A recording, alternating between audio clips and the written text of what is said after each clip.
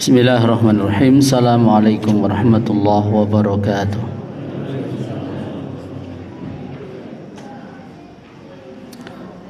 Alhamdulillahi rabbil alamin. Alhamdulillahi hamdan katsiran tayyiban mubarakan fih. Hamdan yuwafi ni'amahu wa yukafi mazidah. Asyhadu an la ilaha illallah iqraran bihi wa tauhidan wa asyhadu anna Muhammadan abduhu wa rasuluh. Allahumma salli wa sallim wa barik ala rasulina Muhammadin wa ala alihi wa ashabihi wa man tabi'ahum bi ihsanin ila yaumiddin. Amma ba'du. Bapak-bapak, ibu-ibu, jamaah kaum muslimin muslimat rahimanallahu wa iyyakum. Segala puji dan syukur kita panjatkan kehadirat Allah. Tak lupa pula salawat dan salam semoga tetap tercurah untuk Nabi kita Muhammad sallallahu alaihi wasallam, juga kepada keluarga, para sahabat dan orang-orang yang mengikuti dan meneladani peri kehidupan mereka sampai akhir zaman nanti. Bapak Ibu rahimani wa rahimakumullah, malam hari ini kita akan lanjutkan pembahasan kitab Riyadhus Shalihin, bab mujahadah, hadis yang keempat. Kalau yang sebelumnya kita telah membahas dua hadis, yang salah satunya tentang dua nikmat. Banyak orang yang terpedaya dengan dua nikmat tersebut, nikmat sehat dan waktu luang. Berikutnya, an Aisyah radhiyallahu taala anha anna an-nabiy sallallahu alaihi wasallam kana yaqumu minal lail hatta tatafattara qadamahu faqultu lahu lima tasna'u hadha ya Rasulullah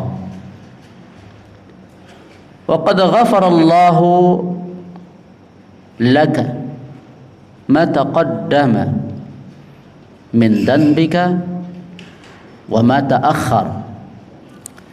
Qala afala uhibbu an akuna 'abdan syakura. Muttafaqun alaih.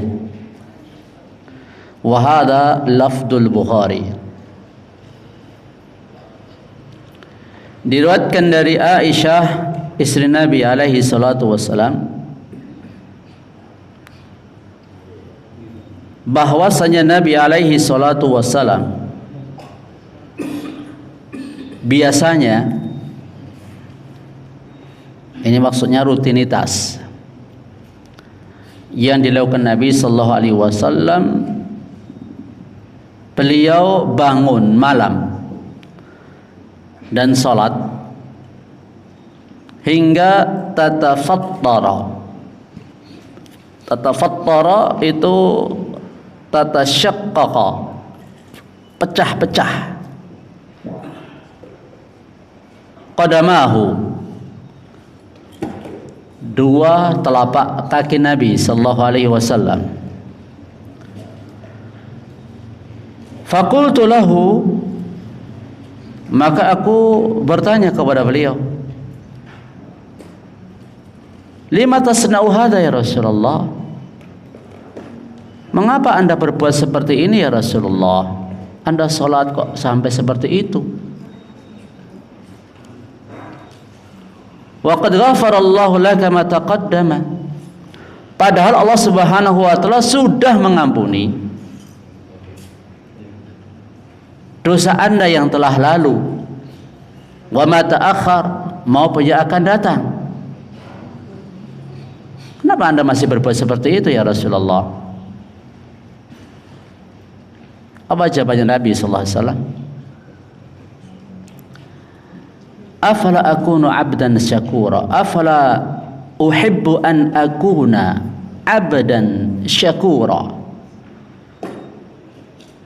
Tidak layakkah aku, tidak senangkah aku, tidak sukakah aku jikalau aku menjadi seorang hamba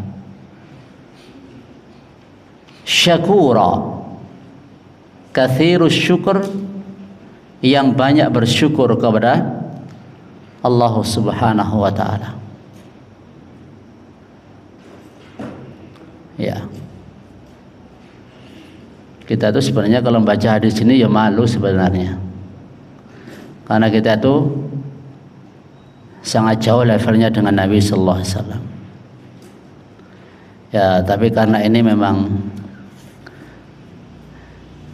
ya, paling tidak kita mendapatkan hidayah ilmu terlebih dahulu. Semoga Allah Subhanahu wa taala nanti akan memberikan hidayah amal. Karena apa? Ada sebab, ada musabab. Dalam kitab Mawsu'ah Fiqhul Qulub di sana disebutkan sebab kita itu bisa melepas dahaga itu dengan apa? Minum. Sebab kita itu bisa kenyang itu dengan makan. Dan awan itu merupakan sebab turunnya hujan. Dakwah itu sebab turunnya hidayah. Tapi apakah dengan adanya awan otomatis akan hujan? Tidak. Begitu pula dengan adanya dakwah, nggak otomatis orang itu dapat hidayah taufik. Maka kita setelah mendapatkan hidayah ilmu, al-irsyad wal bayan, kita mohon kepada Allah hidayah yang kedua, hidayah itu at-taufik wal amal. Ini nasihat untuk saya dan juga kepada Bapak Ibu semuanya. Tayyib. Di dalam hadis ini Imam Nawawi rahimahullahu taala mencantumkan hadis ini dalam bab mujahadah. Ini menunjukkan betapa jelinya beliau, betapa sangat mumpuninya beliau itu bisa menempatkan hadis ini itu cocoknya ditempatkan di bab ini, hadis ini di bab ini. Belum tentu loh jenengan bisa membuat bab kayak beliau. Bisa nggak kira-kira? Susah toh? Ya. Makanya sampai jadi ini kitab Riyadhus Shalihin ini yang terdiri dari ratusan bab. Ya. Ini kalau nggak diberi taufik oleh Allah Subhanahu wa taala ya tidak mungkin bisa. Tidak sembarang orang bisa seperti beliau. Makanya Imam Syafi'i rahimahullah ta'ala, beliau pernah mengadu kepada gurunya Imam Waqi', syakautu ila Waqi' su'a hifdhi fa'arsyadani ila tarkil ma'asi wa akhbarani bi anna ilma Allahi nur wa nurullahi la yuhda 'asin atau kama qala. Aku siapa ini? Imam Syafi'i mengadu, curhat kepada guruku. Di antara guru beliau Imam Al-Waqi' Ibnul Jarrah. Imam Al-Waqi' Ibnul Jarrah. Curhat tentang apanya? Tentang buruknya hafalanku. Jenengan berani nggak mengatakan hafalannya buruk? Berani, Pak? Atau jenengan mengatakan hafalannya bagus? Tidak mau dikatakan hafalannya buruk? Ya. Beliau mengaku hafalanku buruk, buruknya hafalanku. Ya, Masya Allah, betapa cermin itu. Kalau memang bersih, dikit saja noda itu mengganggu. Kalau cermin itu sudah kotor, butek, ya walaupun ngetel itu, kotoran itu biasa tak, Pak? Biasa. Makanya bagi Imam Syafi'i, ya, yang kita nggak menyaksikan ilmunya beliau, keulamaannya beliau, itu saja masih mengaku masih buruk hafalannya. Wa arsyadani ila tarkil ma'asi. Apa pesannya guru? Guru beliau Imam Baqi beliau berpesan untuk apa? Tinggalkan maksiat. Tinggalkan maksiat. Ya kalau dihitung itu maksiat kita sama Imam Syafi'i banyakkan mana kira-kira? Ya banyak kita lah. Ya. Dan pesan beliau ini memang karena apa? Maksiat itu kan ngotori gitu loh. Mengotori hati, mengotori segala-galanya. Nas'allahu li wa lakum al-afiyah. Wa akhbarani, selain memberikan wasiat kepadaku supaya aku meninggalkan maksiat, beliau ngasih tahu kepadaku apa?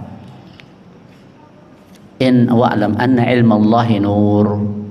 Ketahuilah ilmunya Allah itu cahaya. Dan cahaya Allah itu enggak diberikan kepada pelaku maksiat. Kita kembali ke sini. Imam Nawawi rahimahullah taala mencantumkan hadis Aisyah radhiyallahu taala anha dalam bab al-mujahadah, bersungguh-sungguh untuk beramal untuk kebaikan diri sendiri dan orang lain. Yakni hadis Rasulullah sallallahu alaihi wasallam dalam bermujahadah. Ini mujahadahnya Nabi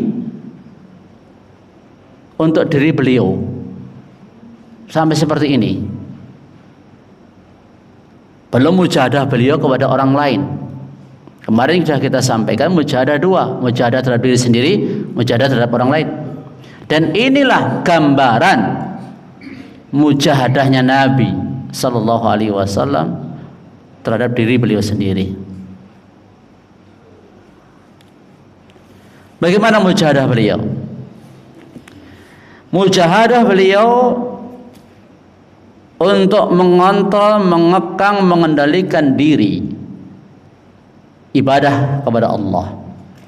Bersabar ketika melaksanakan ibadah kepada Allah Subhanahu wa taala. Padahal ini ibadah yang hukumnya apa? Sunnah. Nah, ini loh teladan kita, Nabi kita Muhammad sallallahu alaihi wasallam dalam mengerjakan amalan sunnah. Salat beliau di waktu malam menjadikan telapak kaki beliau itu sampai pecah-pecah. Ya. Saya pecah-pecah. Terus tentunya sebagai orang dekatnya Nabi sallallahu alaihi wasallam, bahkan istrinya Nabi sallallahu alaihi wasallam, melihat suaminya salat sampai seperti itu, tentunya heran dan bertanya-tanya, bukankah Nabi itu seorang yang sudah Allah ampuni? Kenapa? Jadi korelasinya apa sih antara satu sisi beliau seorang Nabi, seorang Rasul yang maksum, yang terjaga dari dosa dan salah, yang diampuni dosa yang lalu maupun yang akan datang. Ini satu sisi. Kok di sisi yang lain mujahadahnya kok berat banget gitu loh. Ya. Mujahadahnya beliau kok berat? Berat sekali. Termasuk bagi kita semuanya ini termasuk berat enggak? Berat itu. Ya. Bagaimana enggak berat? Allah Subhanahu wa ta'ala berfirman, "Inna rabbaka ya'lamu annaka taqumu adna min thulutsayil laili wa nisfahu wa thulutsahu wa ta'ifatun minal ladzina ma'ak." Nabi sallallahu alaihi wasallam ini satu contoh mujahadah beliau dalam salat malam. Belum mujahadah yang banyak lainnya dari amal-amal soleh beliau. Satu aja, salat malamnya Nabi sallallahu alaihi wasallam. Ahyanan aktsarul lail wa ahyanan nisful lail wa ahyanan thuluthul lail. Terkadang Nabi sholat itu menghabiskan waktu malam itu lebih dari separuh. Terkadang Nabi sholat malam itu separuh malam.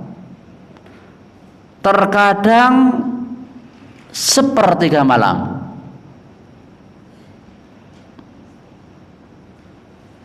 Masya Allah. Ya. Mengapa? Karena Nabi Sallallahu Alaihi Wasallam kok tidak sholatnya semalam suntuk? Karena Nabi Sallallahu Alaihi Wasallam juga memberikan hak untuk diri beliau. Ibadah, iya, tapi hak jasad beliau juga butuh istirahat. Makanya Nabi Sallallahu Alaihi Wasallam melarang ketika ada sahabat yang berazam untuk sholat terus nggak akan tidur. Ini salah, ya, salah. Ini nggak menunaikan hak dirinya nanti. Terus Nabi Sallallahu Alaihi Wasallam pernah beliau itu sholat diikuti oleh para sahabat-sahabat yang masih muda-muda itu. Namun apa? Abdullah bin Mas'ud pernah menyampaikan, "Shallaitu ma'an Nabi sallallahu alaihi wasallam zata lailah faqama tawilan hatta hamamtu bi amrin su." Aku pernah salat di belakang Nabi sallallahu alaihi wasallam di suatu malam. Beliau berdiri panjang hingga aku berniat dengan suatu hal yang buruk. Bimadza hamamta ya Aba Abdurrahman? Apa yang kau niatkan wahai Abu Abdurrahman? Hamamtu an aq'uda wa ad'ahu. Aku berniat, aku pengen ninggalkan Nabi. Aku pengen duduk ninggalkan Nabi, enggak ikut sholatnya Nabi sallallahu alaihi wasallam. Ini menunjukkan apa? Ya, kesabaran Nabi dibandingkan kesabarannya sahabat-sahabat yang masih muda-muda ini. Jauh lebih sabar Nabi sallallahu alaihi wasallam. Hudzaifah ibnul Yaman, ini sosok yang lain, pernah salat di suatu malam bersama Nabi alaihi salatu wasallam. Nabi membaca surah Al-Baqarah, An-Nisa, Ali Imran. Ini terkadang hanya seperti suatu apa ya, suatu cerita yang kita itu mungkin pernah nemukan Pak, Bu, atau jangan pernah ikut sholat yang terdiri dari beberapa juz ini. Pernah? Ya, ini kalau dihitung-hitung 5 juz seperempat. 5 juz seperempat. Normalnya jenengan baca 1 juz berapa? Hah? Setengah jam? 2 hari? 2 jam. 1 juz membacanya 2 jam. Wah, lain 5 juz pinten jam. Ya, taruhlah kita buat standar 30 menit ya 1 juz. Dan Nabi SAW itu ketika melewati ayat rahmat, beliau mohon rahmatnya Allah Subhanahu wa ta'ala. Ketika melewati ayat tentang isinya ancaman azab, beliau minta perlindungan kepada Allah Subhanahu wa taala. Ketika melewati ayat tentang surga, berdoa meminta surga. Dan begitu seterusnya. Baca sambil apa? Menyelami isinya. Tambah lama enggak itu berarti? Tartil bacanya Nabi sallallahu alaihi wasallam. Kalau 5 juz itu berarti 5/4 itu sekitar 2,5 jam. Itu baca tok loh, Pak. Urung ruku'e, urung i'tidale. Padahal rukuknya Nabi itu lamanya hampir sama dengan berdirinya. Loh, baca tadi Al-Baqarah, An-Nisa, Ali Imran itu 1 rakaat loh, Pak. Jangan dikira semalam. 1 rakaat loh. Kadang kalau saya ngomong seperti itu juga malu sendiri ya. Ya, kita masih jauh lah dengan mujahadahnya dengan Nabi sallam. Tapi kita ingat suatu hadis. Al-mar'u ma'a man ahabba.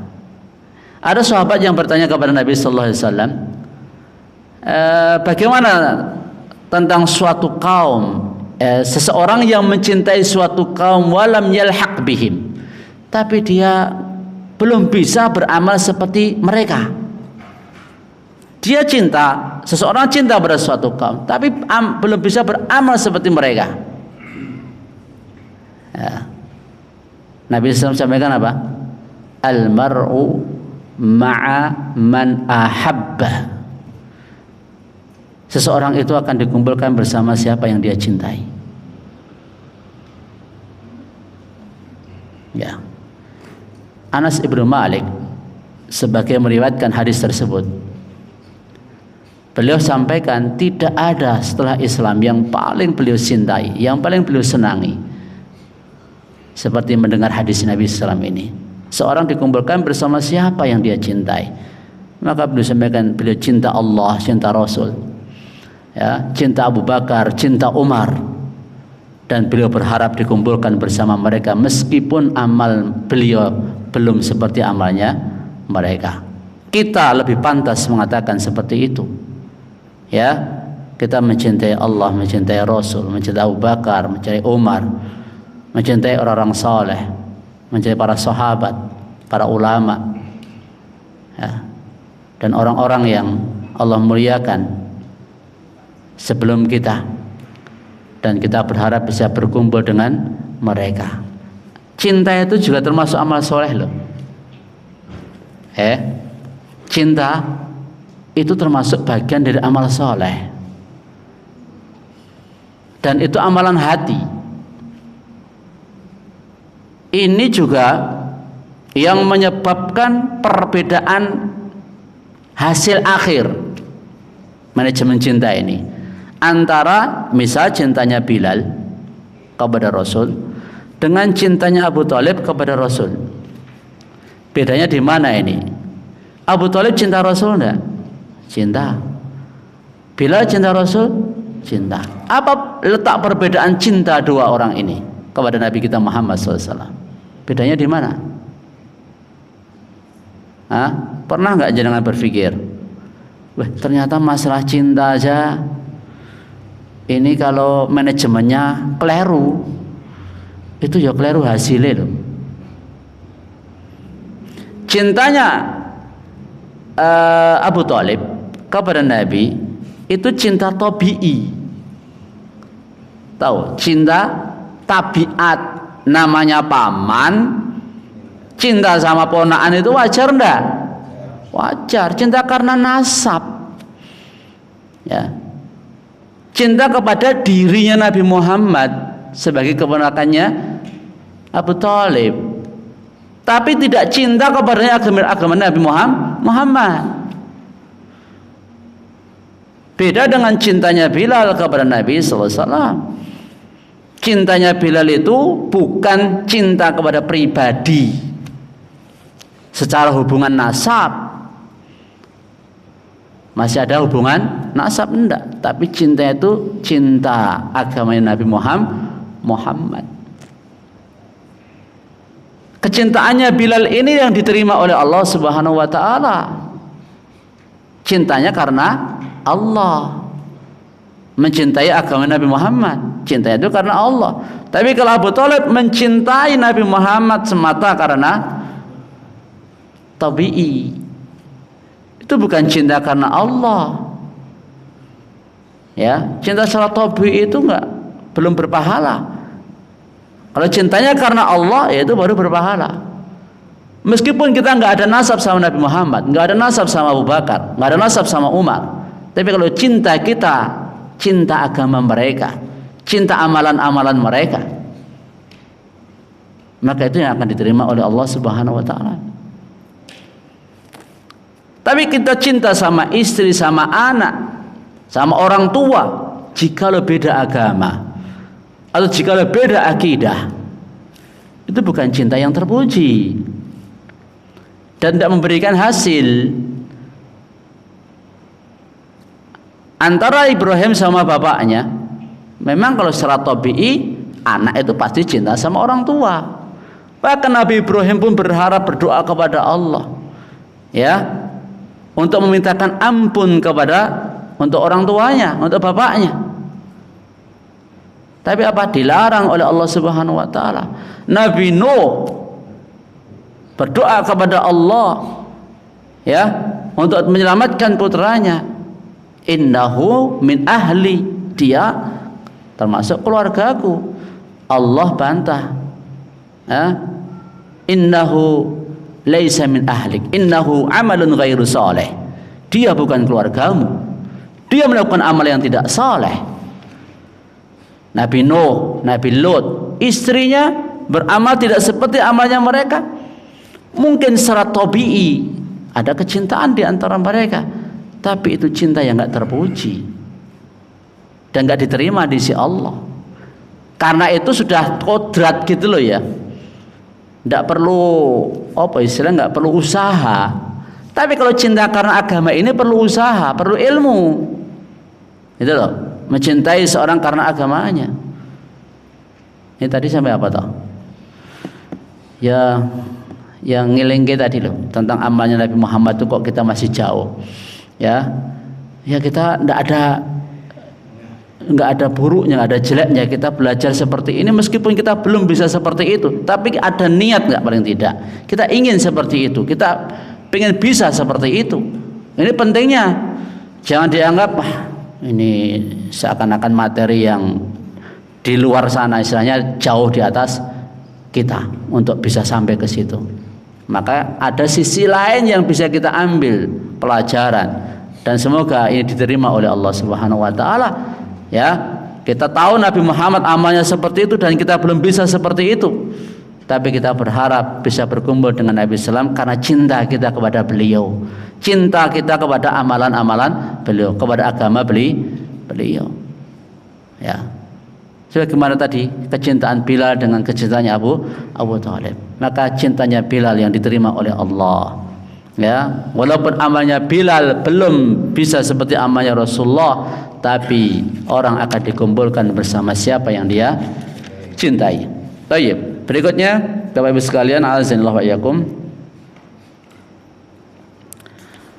Apa yang bisa kita ambil faedah dari hadis ini? Yang pertama,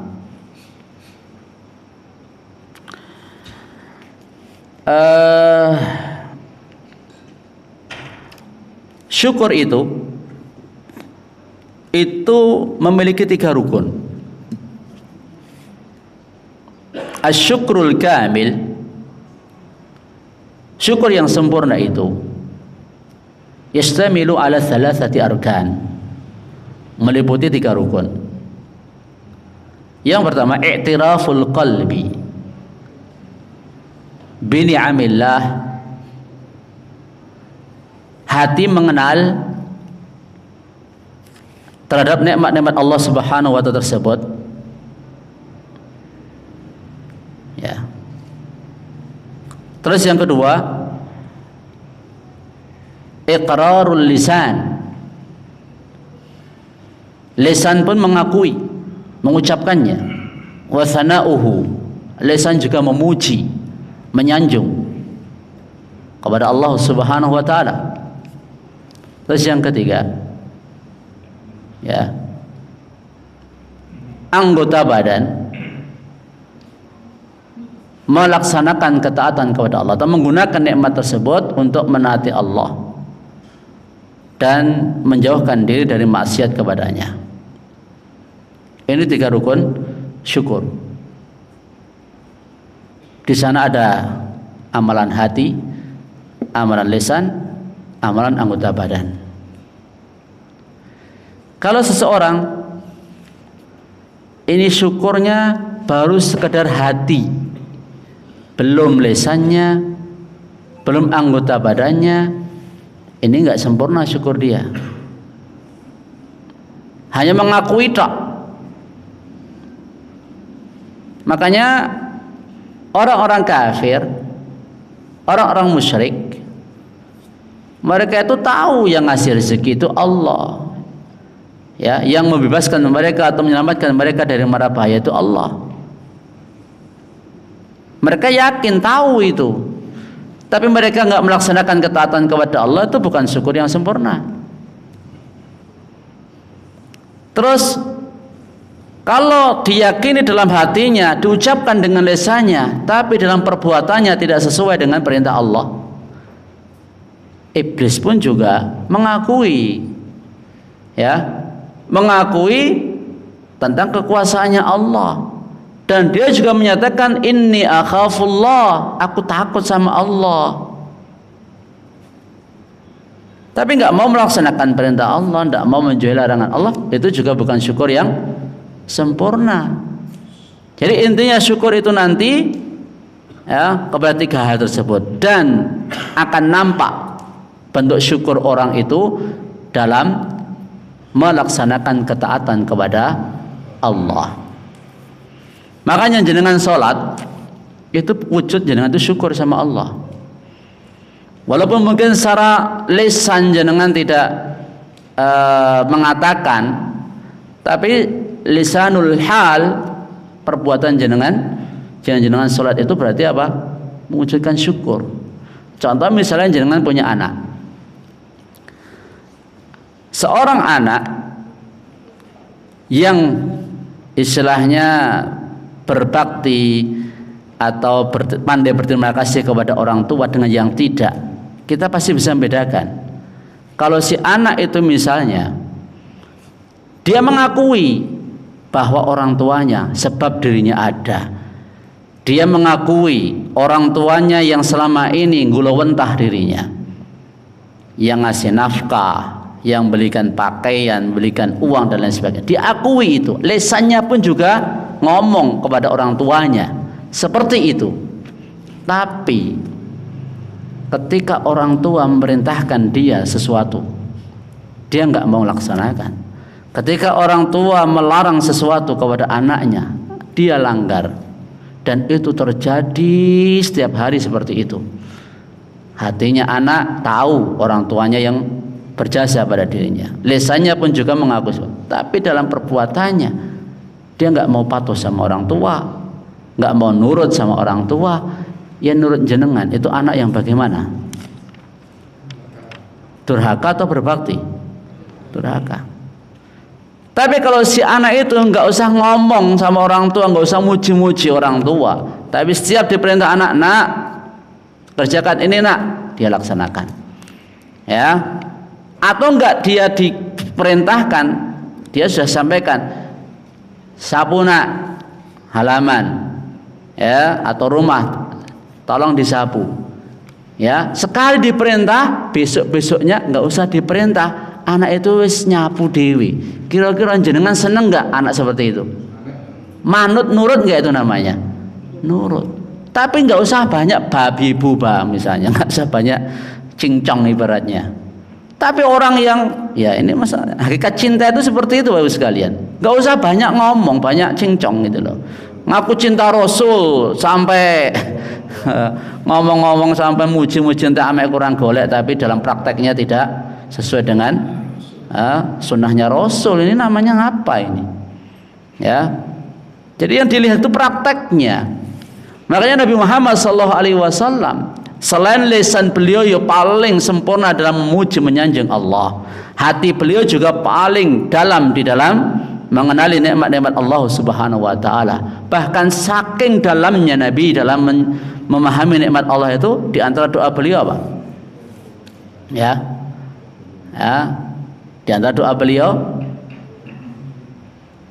ya, beliau berdoa kepada Allah Subhanahu wa taala, "Wala takilni ila nafsi tarfata ainin wa aslih li sya'ni kullah la ilaha illa anta."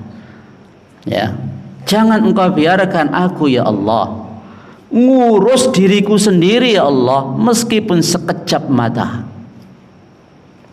Jangan kepikiran enggak urusan jenengan itu jangan sampai diserahkan pada jenengan sendiri walaupun sekejap mata. Tapi Nabi sampai seperti itu dalam berdoa, minta sama Allah, selalu butuh sama Allah, jangan ditinggalkan meskipun sekejap mata. Ya, dan perbaiki seluruh urusanku ya Allah. La ilaha illa anta. Pokoknya jenengan kalau membaca doa-doanya Nabi, zikir-zikirnya Nabi, paling sempurna. Enggak usah gawe sing liane. Enggak usah membuat kalimat zikir-zikir sendiri atau pujian-pujian sendiri termasuk dalam menyanjung Rasulullah SAW. Enggak usah ngarang-ngarang sendirilah. Ya, yang sudah ada itu kita aja masih kurang kok. Dan mungkin malah belum banyak yang tahu. Ada namanya kitab Barzanji. Tahu enggak kitab Barzanji? Pernah baca? Belum? Ya, itu kitab yang memuji Nabi sallallahu alaihi wasallam dengan puji-pujian yang berlebih-lebihan di situ. Ya. Ada yang nanyakan kepada saya ya tentang kitab itu, ya. Ada waktu kajian di Pati dan di Wonogiri itu, ya ini kan lah Quran saja nggak kita baca, Barzanji malah dibaca, ya solawat yang disunahkan Rasul untuk dibaca itu aja nggak dibaca, kok Barzanji malah dibaca, bahkan lebih wajib daripada Al-Quran. Mereka khawatir meninggalkan membaca itu, tapi nggak khawatir meninggalkan membaca Al-Quran. Ini kan salah ini. Ketika baca itu juga nggak tahu isinya gitu loh. Saya tanya jamaah yang ada di sana itu nggak tahu isinya. Kok mau muji Nabi Muhammad nggak tahu yang dipuji itu apa? Ini contoh saja. Jadi hendaknya kita tahu mana yang palsu, mana yang asli. Bagaimana kita memuji menyanjung Allah, Rasul, ya. Bagaimana kita bersyukur kepada Allah, bersyukur sama orang tua, ya, bersyukur kepada guru, kepada orang-orang yang telah berjasa kepada kita. Terus faedah lain yang bisa kita ambil. Sebelum ke situ berarti setiap kali orang itu ketaatannya meningkat, berarti apa? Syukurnya juga semakin meningkat. Jadi nggak perlu banyak-banyaklah melihat apa itu wong itu orang yang pandai syukur atau enggak. Lihat aja amalnya. Amalnya itu dia banyak melakukan ketaatan atau enggak. Kalau banyak melakukan ketaatan, berarti syukurnya juga tinggi. Ya. Tapi sebaliknya kalau banyak maksiatnya, berarti syukurnya rendah. Ya dan billah. Terus faedah lain yang bisa kita ambil, Nabi Muhammad SAW itu telah diampuni dosa yang lalu maupun yang akan datang. Dan Nabi SAW ketika keluar dari alam dunia, beliau itu selamat dari dosa dan kesalahan. Ya. Terus lalu bagaimana dengan kita? Ya. Lalu bagaimana dengan kita? Ini sekaligus memberikan gambaran kepada kita bahwa jangan kita itu terpedaya dengan ilmu. Karena orang itu kalau terpedaya dengan ilmu itu kalau jauh dari amalnya, nas'alul afiyah dan billah, itu seperti orang Yahudi. Pintar mereka itu, tapi mereka tidak mengamalkan ilmunya. Ya, ini juga maghdub alaihim. Terus demikian pula orang-orang yang banyak amalnya, tapi mereka itu sedikit ilmunya atau mungkin nggak punya dasar ilmu dalam beramal itu. mirip dengan orang-orang Nasara dan ahli bid'ah umat ini. Kita berlindung dari perbuatan seperti itu. Nah, yang kita contoh itu Nabi kita Muhammad SAW. Ilmunya oke, amalnya oke. Ya, sinkron antara ilmu dengan amal. Itu yang kita cari seperti itu. Makanya kalau ada orang yang misalnya ya, dia nyampaikan ilmunya tinggi atau nasabnya nyambung kepada Nabi SAW, tapi kalau amalnya jauh dari amalnya Nabi, ya jangan diikuti. Nah, atau dia mengaku ilmunya dapat ilmu banyak warisannya Nabi SAW, dia mungkin hafal Quran, dia mungkin hafal hadis, atau dia mungkin banyak menghafalkan ilmu agama, tapi dalam praktek amalnya kita lihat amalnya sesuai enggak dengan amalnya Nabi. Kalau secara ilmunya atau oke, amalnya mohon maaf ya, mudah-mudahan Allah menjauhkan kita dari sifat tersebut.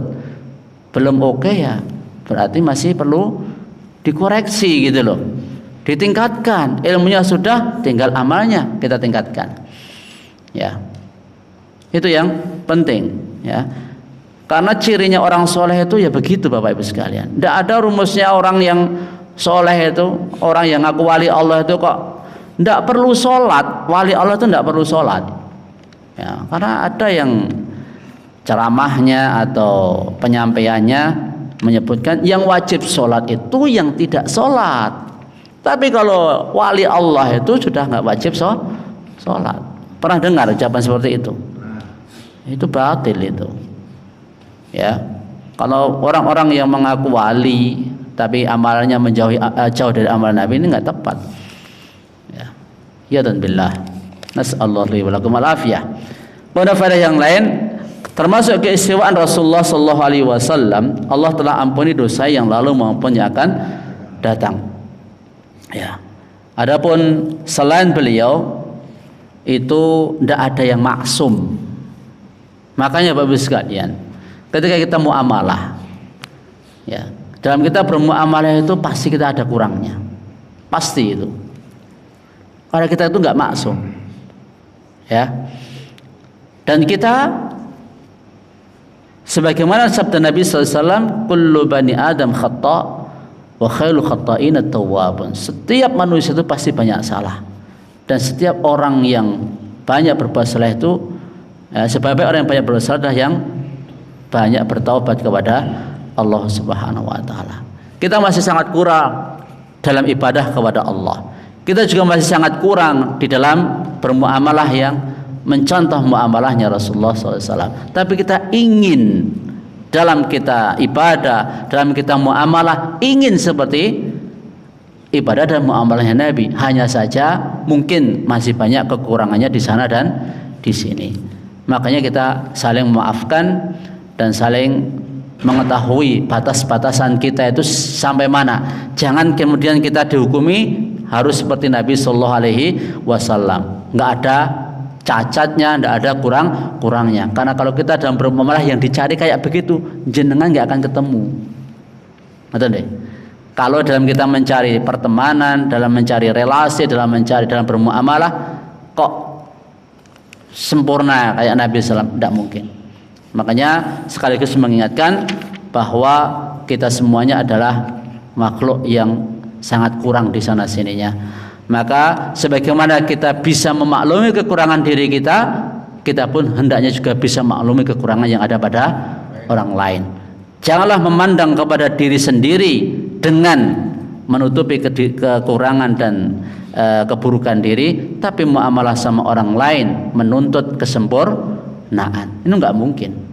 Ibarat kuman di seberang lautan tampak, gajah di pelupuk mata tidak tampak.